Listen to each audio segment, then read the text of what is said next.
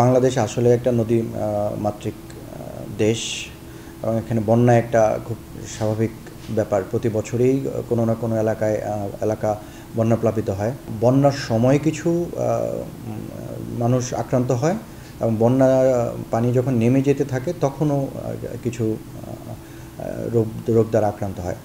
বন্যা যখন অ্যাক্টিভ থাকে তখন হচ্ছে আপনার ড্রাউনিং কেসগুলোই আর কি বেশি আসে, যে কেউ পানিতে হচ্ছে নোংরা পানিতে ডুবে যাওয়া, এগুলো অ্যাকিউট কেস, যে তৎক্ষণাৎ কোনো একটা অ্যাকশান নিতে হয়। তার পরবর্তীতে যেটা হয় যে পানি যখন থাকে, পানির জন্য পানিবাহিত রোগগুলো হয়। এর মধ্যে বাচ্চাদের বিশেষ করে আপনার নিউমোনিয়া হয়, ঠান্ডা কাশি, জ্বর এগুলো হতে থাকে।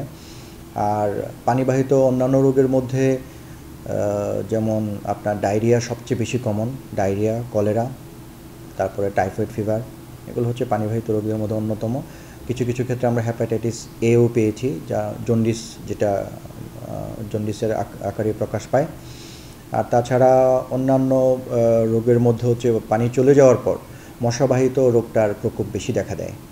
তো সেক্ষেত্রে ডেঙ্গুর ব্যাপারেও আমাদেরকে একটু সতর্ক থাকতে হয়। তো এটা আসলে কিছু কিছু ক্ষেত্রে ইনএভিটেবল, এগুলা কিছু রোগ হয়েই যায়। তো বিশুদ্ধ পানিটা হচ্ছে গিয়ে তখন সবচেয়ে বেশি দরকার হয়। বিশুদ্ধ পানির অভাবেই হচ্ছে এই পানিবাহিত রোগগুলো বেশি হয়। প্রিভেন্টিভ মেজারের মধ্যে এটা হচ্ছে পানি বিশুদ্ধ করার মাধ্যমে পানি নেওয়া যেতে পারে, পানি ব্যবহার করা যেতে পারে। এর মধ্যে আপনার বৃষ্টির পানি সংরক্ষণ, পানির বিশুদ্ধকরণ ট্যাবলেট ব্যবহার করা, বিশুদ্ধ পানি সঞ্চয় রাখা এবং বিভিন্ন ত্রাণ বা সাহায্যকারী যারা আছেন তাদের মাধ্যমে পানির সরবরাহ বৃদ্ধি করা, এগুলোর মাধ্যমে আমরা প্রিভেন্ট করতে পারি। কিন্তু যারা আটকে আছেন, যারা হচ্ছে গিয়ে বন্যা কবলিত এবং সবাই হয়তো বিশুদ্ধ পানির সান্নিধ্যে আসতে পারছেন না, তারা যদি পানিবাহিত রোগ দ্বারা আক্রান্ত হন, তো ওই ডায়রিয়া এবং কলেরা এইগুলোর জন্য যে নর্মাল ট্রিটমেন্ট, খাবার স্যালাইন খাওয়া, সেটার জন্য আলটিমেটলি বিশুদ্ধ পানি লাগবেই। তো সেই ক্ষেত্রে প্রাথমিক চিকিৎসা হিসেবে স্যালাইন খুবই জরুরি একটা ব্যাপার।